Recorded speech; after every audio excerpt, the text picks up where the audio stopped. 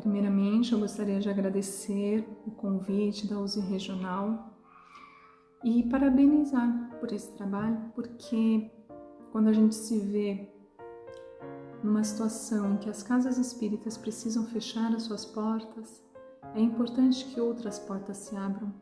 E essas palestras virtuais, elas são essa porta, essa oportunidade das palestras das casas espíritas serem levadas para a nossa casa, né? Para a casa de cada um de nós. Então, vários outros palestrantes também estão trabalhando e está sendo muito legal, está sendo muito gostoso mesmo essa interação. Então, eu queria agradecer e rogar nesse momento que Jesus possa nos envolver, possa envolver os nossos pensamentos, os nossos sentimentos, as nossas emoções, nos tranquilizar, nos acalmar, asserenando todos os nossos pensamentos e sentimentos, para que a gente esteja preparado, né, para ser envolvidos nessas emoções, nessas sensações propostas. Bom, o tema proposto é o que Deus espera de mim. Quem nunca se perguntou? O que Deus espera de mim? Qual o meu papel nesse mundo? Qual é o meu papel dentro da minha casa? Qual é o meu papel no meu ambiente de trabalho, nos meus amigos? Enfim, o que Deus espera de mim? Seria interessante se nós tivéssemos, né, a oportunidade de receber ali uma cartinha descrevendo certinho: olha, Cris, o seu papel é esse, o que Deus espera de você é isso, é o que você tem que fazer, isso. Seria muito fácil, né? Seria muito prático. Eu já ouvi algumas pessoas dizerem assim: queria eu ter um mentor como o do Chico. É um Emmanuel que vai nos orientando, nos guiando 24 horas por dia. Será? Será que a gente conseguiria lidar com isso? Não é tão fácil, não é tão fácil. Tanto que só Chico mesmo, já na sua condição evolutiva, para ter esse benefício, mas também essa tarefa tão difícil. Então não é tão simples assim.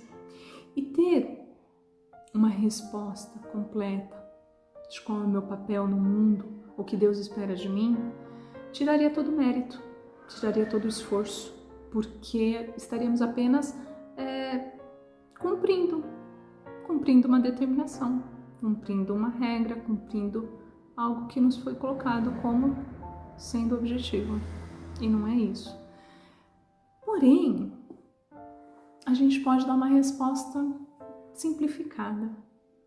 Veja bem, uma resposta simplificada. Não que seja simples de levá-la à frente, de segui-la. O que Deus espera de mim? Deus espera de mim o meu melhor, a minha melhor versão. Por que a minha melhor versão? Porque a gente sabe que nós estamos sempre evoluindo, não é assim? Então, o que eu fui ontem é menos do que eu sou hoje.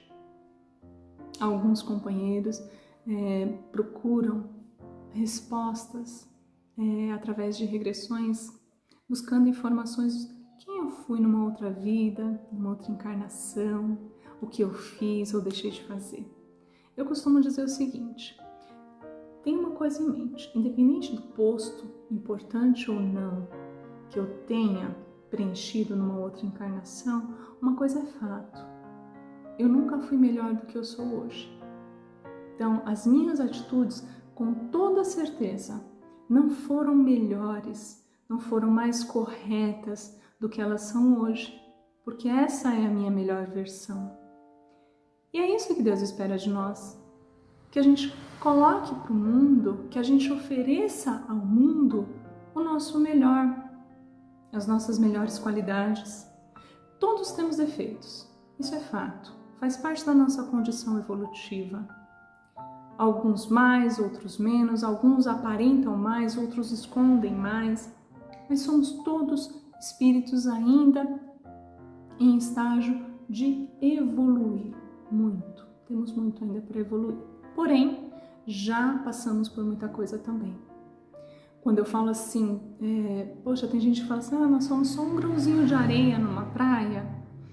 Eu acho que nós temos que nos valorizar um pouco mais, porque quando a gente começa a estudar mais a fundo sobre a evolução do espírito, a gente vai ver que a gente pode ser um grãozinho em termos de quantidade de espíritos que existem, mas em termos de capacidade que a gente já conquistou, a gente já está mais à frente, já está bem mais à frente.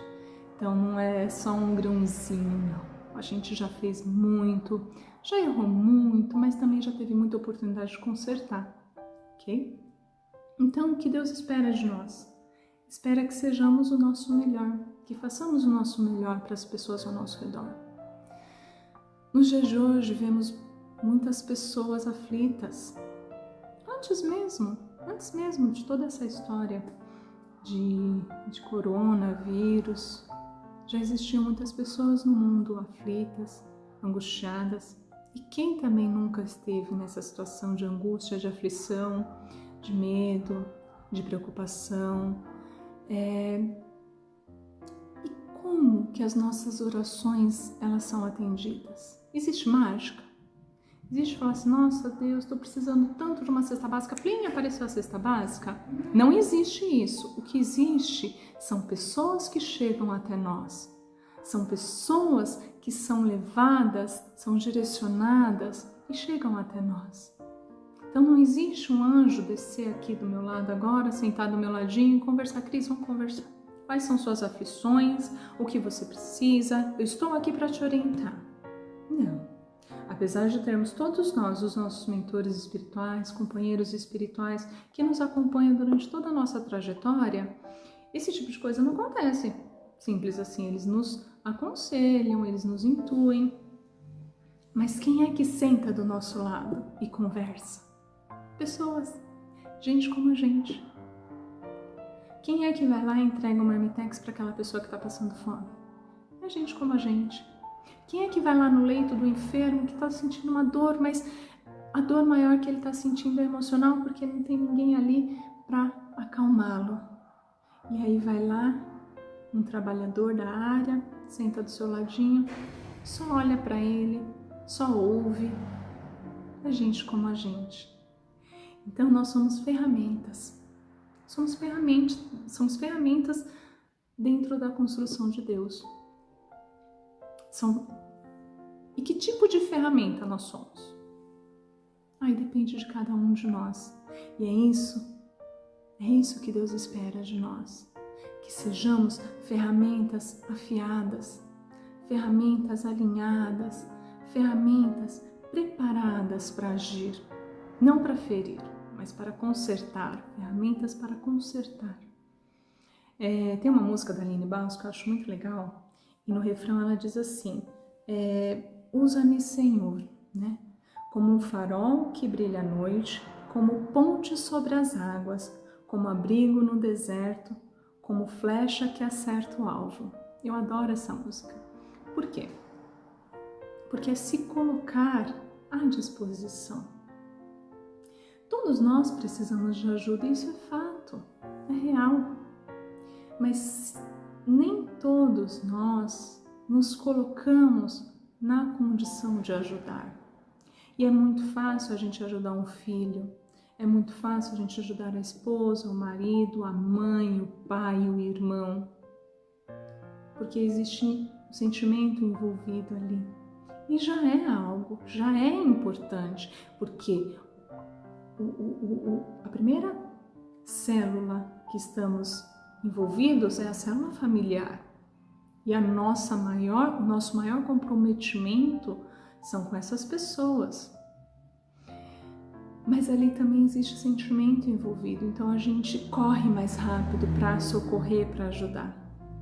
Então, ótimo, já é um começo, já é uma boa parte. Mas existem outras pessoas ao nosso redor. Existem outras pessoas no nosso convívio. E que estejamos também na condição de sermos ferramentas para auxiliar essas pessoas. Quando nós nos perguntamos o que Deus espera de mim, a gente podia parar para refletir como será que Deus olha para cada um de nós? que ele enxerga em cada um de nós? Há um tempo atrás, eu estava vendo um documentário e nesse documentário explicava sobre o processo de estudo, de aprendizagem, para alguém chegar na condição de rabino, né? E aí eles iam explicando que as crianças até 5 anos, se eu não me engano, elas estudam a Torá. Elas estudam a fundo. Saem desse período com a Torá decorada, mas não só decorada, compreendida. Nessa primeira fase, os melhores, os que se destacam, vão para um outro momento, para um outro estudo, né? E os que se encaixam na normalidade, eles voltam para seus lares, aprendem o ofício da família e seguem a vida. Segunda etapa, é um outro livro que eles estudam, também a mesma coisa. Chegou no final daquele período, os que se destacaram, os melhores dos melhores, vão para uma nova fase e aqueles dentro da normalidade voltam para os seus lares. E assim é o processo, até finalizar onde ficam somente os melhores dos melhores, dos melhores, dos melhores. Ele se torna um rabino? Não. Ainda assim, ele está na condição de um aprendiz, de um discípulo. Agora ele vai atrás de um rabino, se oferecer para ser seu discípulo. O rabino precisa olhar para aquele indivíduo e enxergar nele a capacidade de ser tão bom ou melhor do que ele próprio. Então eu vejo nesse indivíduo a capacidade dele fazer tudo o que eu faço? Vejo. Eu vejo nesse indivíduo a capacidade dele ser melhor do que eu sou? Eu vejo. Então, ok, eu te aceito para ser meu discípulo. Então vejam, você ser um discípulo era um status social muito grande. Você ser um rabino, então, nem se fala. Então, quando a gente cita Jesus, quando a gente lê sobre Jesus como um discípulo, aliás, como um rabino, e ele ia nas ruas e ele convidava as pessoas a lhe seguirem, venha, me segue.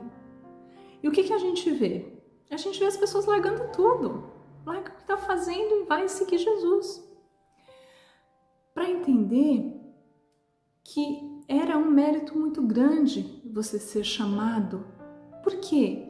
Porque ele já teve aquela oportunidade dele, ele já teve um momento em que ele estudou, mas ele não foi qualificado, não foi suficiente para continuar, para chegar um dia a ser um rabino.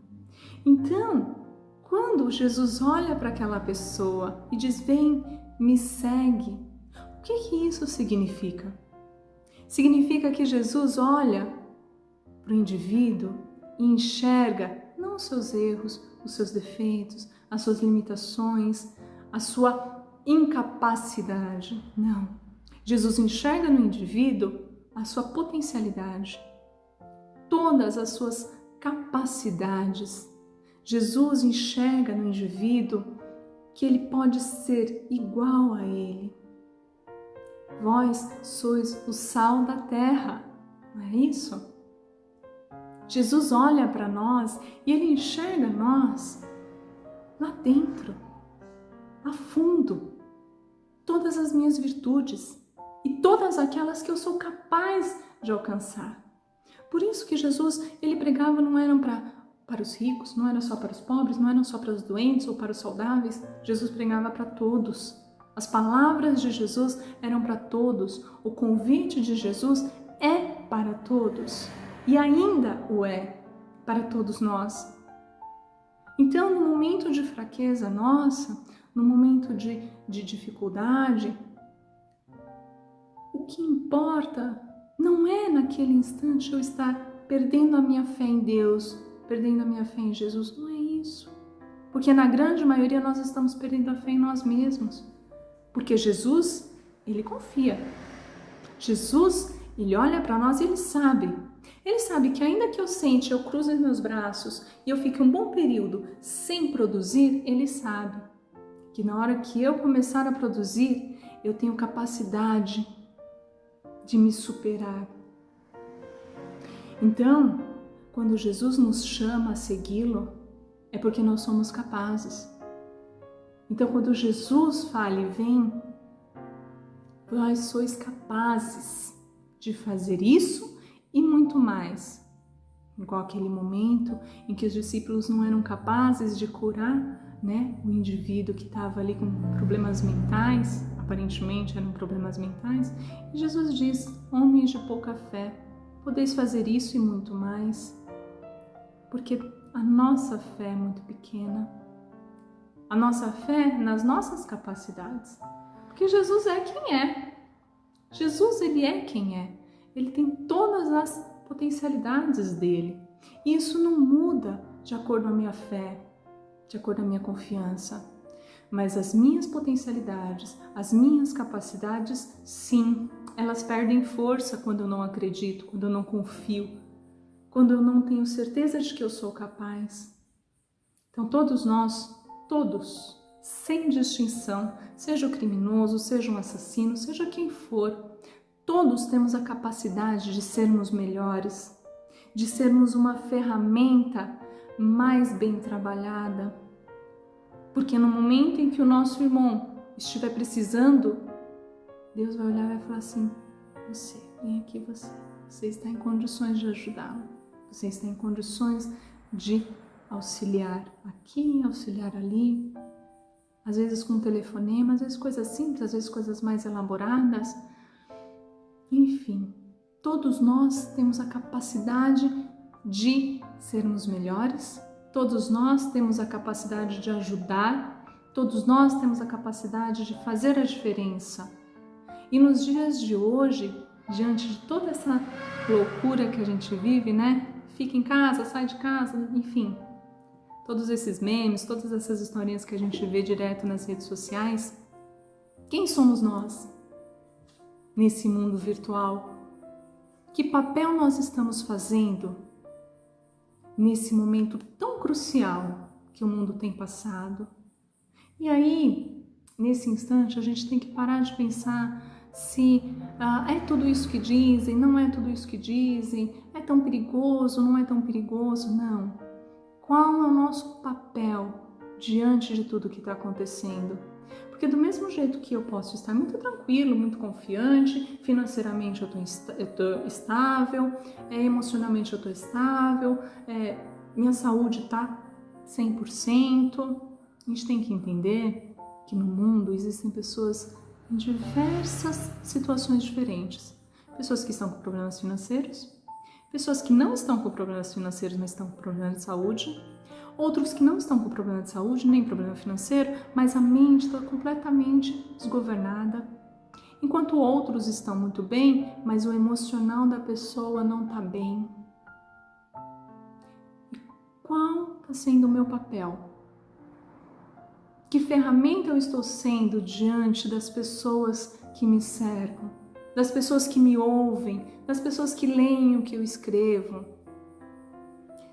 Vamos pensar nisso. O que Jesus espera que eu faça? Qual seria a atitude de Jesus se estivesse no meu lugar? Hoje a gente estava conversando, eu e outras pessoas, sobre como que seria Jesus nos dias de hoje, né? Então vamos pensar nisso.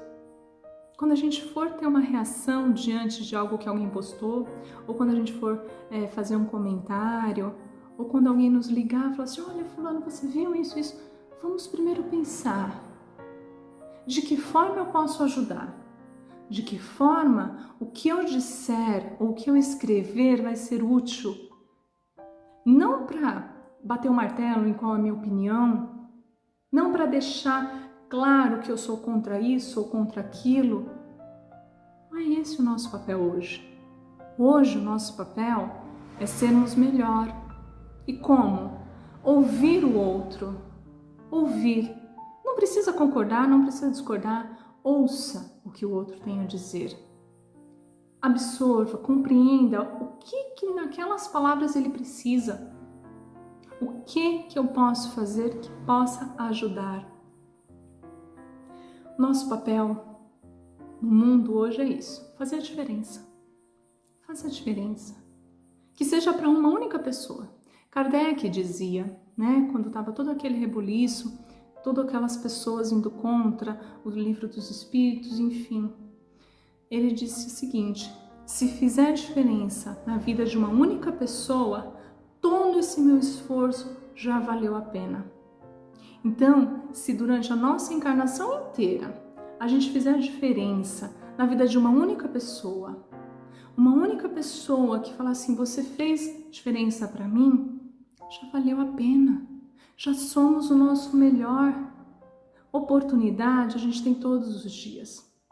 E também temos dias em que a gente precisa daquele auxílio, em que a gente precisa ser cuidado, em que a gente precisa ser acalmado.